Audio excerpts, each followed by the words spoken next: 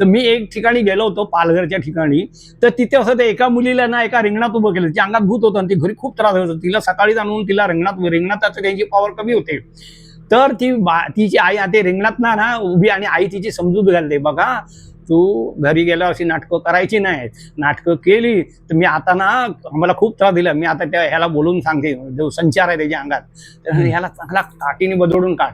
तर ते भूत कसं म्हणतं माहितीये काय? भूत कसं म्हणतं, हा तू खुशाल बोलव त्याला, काठीने बदडू दे त्यावेळी मी बाहेर होईन. अरे बापरे, मार तुझ्याच मुलीला चांगला हळद पटके तयार करून ठेव घरी गेल्यावर. हा मग एवढं भूत एवढं जबरदस्त बोलतंय की म्हणजे त्याच्याच तोंडात, त्या पोरीच्याच तोंडात बोलले, तुला आण त्याला, मला मारायला लाव, त्या मी बाजूला होते, तुझ्याच मुलीला मार पडेल. अरे बापरे, मग हळद मीठ काढून ठेव आधी, मला मारायला त्याला बोलवायच्या आधी. एवढं फॉर म्हणजे भूत सुद्धा उलट बोलतो. मग असं उलट बोलतं. आणि मी एक ठिकाणी गेलो, तो कणकवलीला, रात्रीचा दरबार भरतो तिथे. तर संचार समोर ती बाई बसली होती, चांगली हिरवी साडी, बांगड्या बिंगड्या बघून नटून थटून दागदागिने घालून आली. मग तिच्या नवऱ्याने तिला पहिलंच पुढे ढकवलं. त्यांनी संचार जेव्हा अंगात घेतला तेव्हा तो असा डोळे राखून तिच्याकडे बघायला लागला. ती बोलती, काय बघतोस माझ्याकडे, काय बघतोले, मालवणीमध्ये बोलायला लागली. तर तो म्हणतो, तू कोण आहेस, तुला काय करायचंय?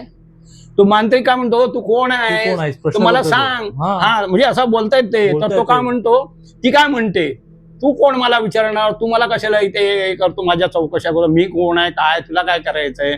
हा मग त्यांनी काय केलं, सरळ तिथे असं केसातच हात घातला, केस धरले, बोल तू कोण आहे आणि कशाला तू इकडे. केस घेतला आणि तिला गाठ वरून बाजूला ठेवला आणि मग आता बोल तुझी काय पावर. नाही मी आता थकली, मी जाते, माझा मानपान तुला काय पाहिजे. मग तिने काय तिचा तो मानपान तिला सांगितलं, मला साडी चोळी सवाशीण होती ती, साडी चोळी बांगड्या बिंगड्या अमावस्येच्या दिवशी दे, मग हिची पुढी सोडते. मग आता नक्की सोडणार ना, मग ठीक आहे. मग तिने अंग सोडला. मग नवऱ्याला तिचं सांगितलं की बाबा तू अमावस्ये दिवशी हे सामान घेऊन ये, तिचा आपण उतारा करून त्या जागी नेऊन ठेव, ज्या जागेला झपाटलं होतं. म्हणजे भूत सुद्धा दादागिरी करतात. पण आता दादागिरी भूत करतात, मग तुम्ही काय म्हणणार?